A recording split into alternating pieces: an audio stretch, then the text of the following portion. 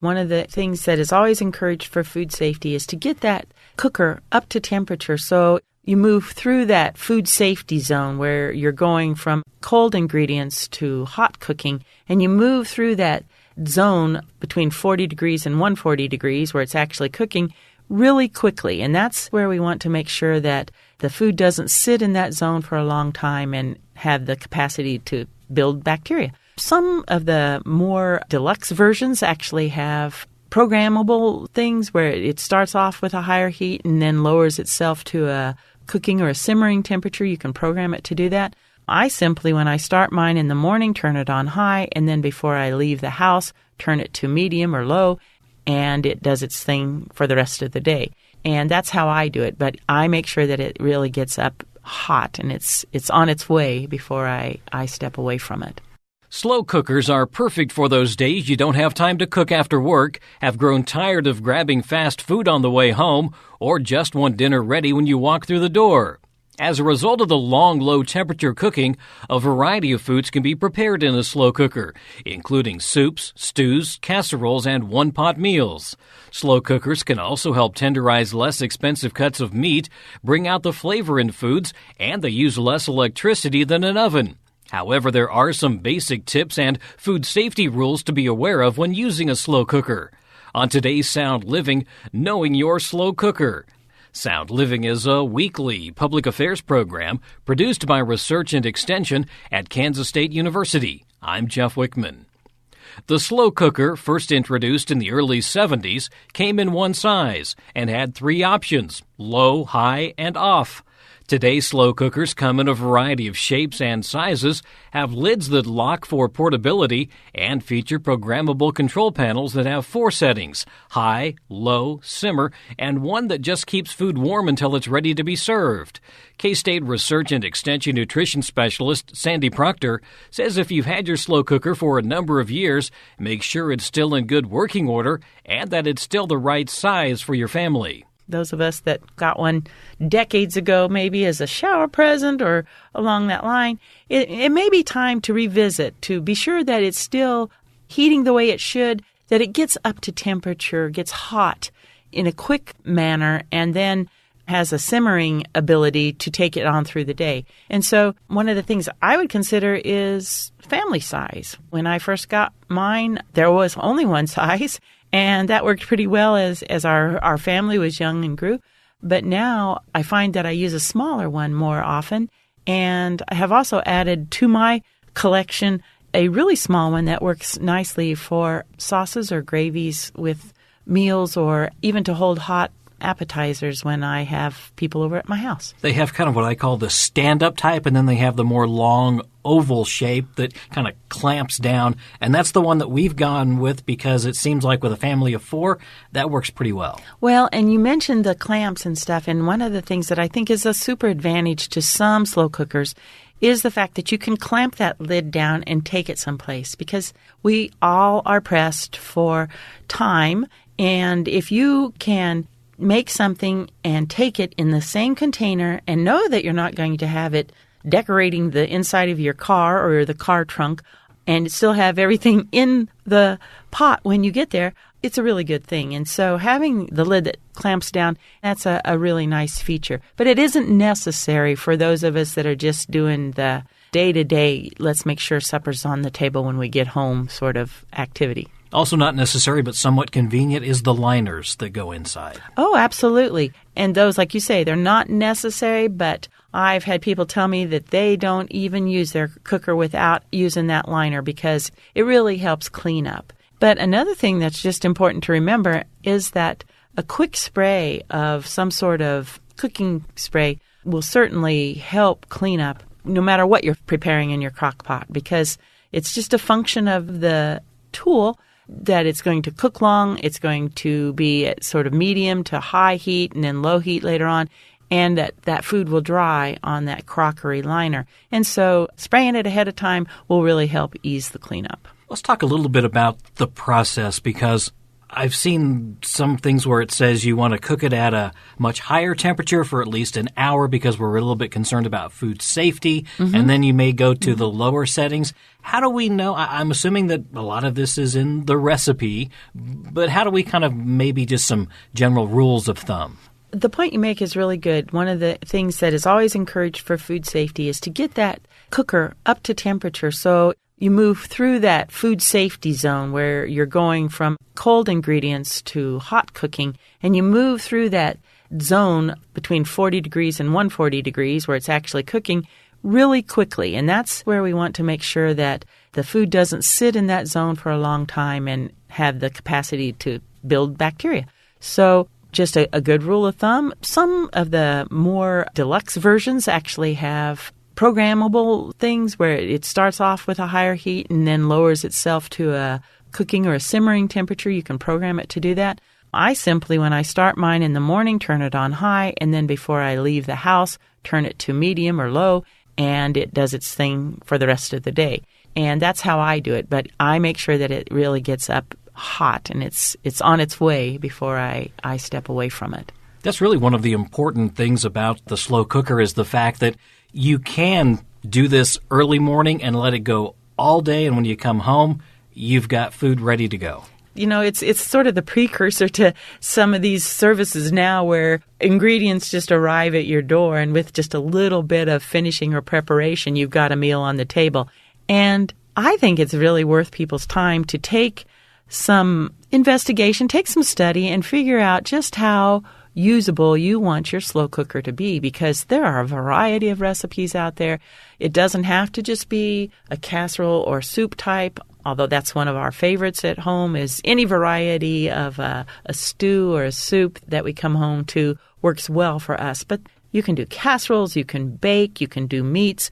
It's amazing the creativity that people have gone into, and recipes are available on the web, but also you can find lots of tried and true recipes through your extension office. And you can adapt recipes. It's a little bit complicated, but it can be done. Yes, it can. Just being really careful to follow some of the basic rules about what types of ingredients go in, and knowing that sometimes quality can be impaired just because of the long cooking time. So you have to be careful to think about what types of ingredients you're using in your recipes. This is a great way to stretch the food dollar, too, though, because in certain cases you can buy less expensive cuts of meat.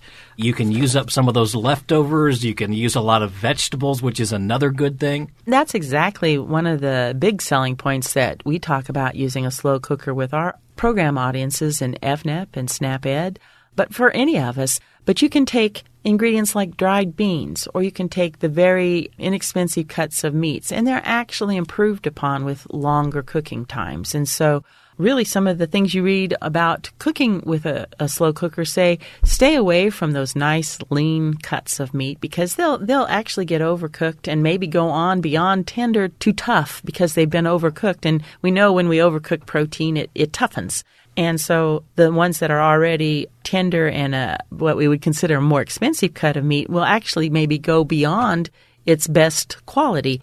But some of those ones that really take some time and prolonged cooking to really get at their best are absolutely perfect for a slow cooker. And if you use the larger slow cooker, you've more than likely got leftovers or other meals. If you do a chicken in the slow cooker, you may get 2 or 3 meals out of that. Absolutely. It really helps you sort of buy those foods that might be on sale or that are in a larger cut or a less expensive cut or version, and to take advantage of those, and then to be able to use, like you said, another meal left over, or perhaps for packing lunches. It really has a lot of options. And again, this may take some planning. We always talk about that. You need to kind of plan out the week, or at least a few days in advance. Yeah, very likely you're not going to be able to wake up one morning and think, I have everything I need to put on a meal in the crock pot. And that's not actually true, because you probably could have everything, but just the thinking about it ahead of time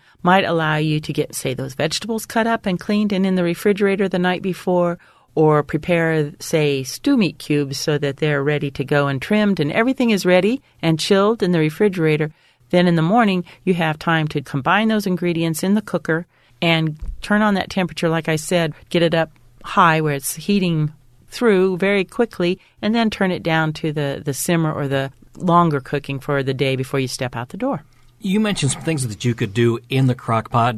Beans is something we see a lot of. Any type of soups. Are there some things that we need to keep in mind when we're doing something in the crock pot? I know that because of the way it heats that you have to have water in there. Do we have to have a certain amount of water? What are some guidelines? Well, there are actually really good guidelines, and they're easy to follow, but you just need to remember that it's important to keep that lid on the crock pot while it's cooking. And the reason for this is it actually creates more moisture in this pot than you would normally have cooking stovetop. So you don't need to add a lot of water. And in fact, you can get too much and it will dilute the flavors. So it's important to follow those directions. And if it says just add a quarter cup or a half cup of water to the recipe, I would follow that because more will be created from the steam that arcs up in that lid and then adds down to it. And you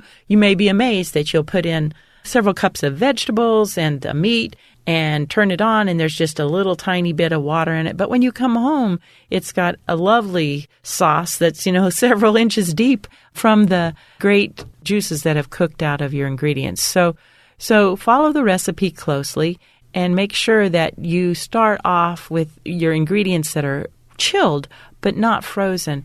So many people have told me that they'll start off with a frozen piece of meat in the crock pot, and it's really, really not a good idea because food safety-wise, it's kind of like a quick version of thawing it on your counter because that outside part is going to get up to that zone that we talked about, the danger zone from 40 to 140, and the inside is still going to be frozen.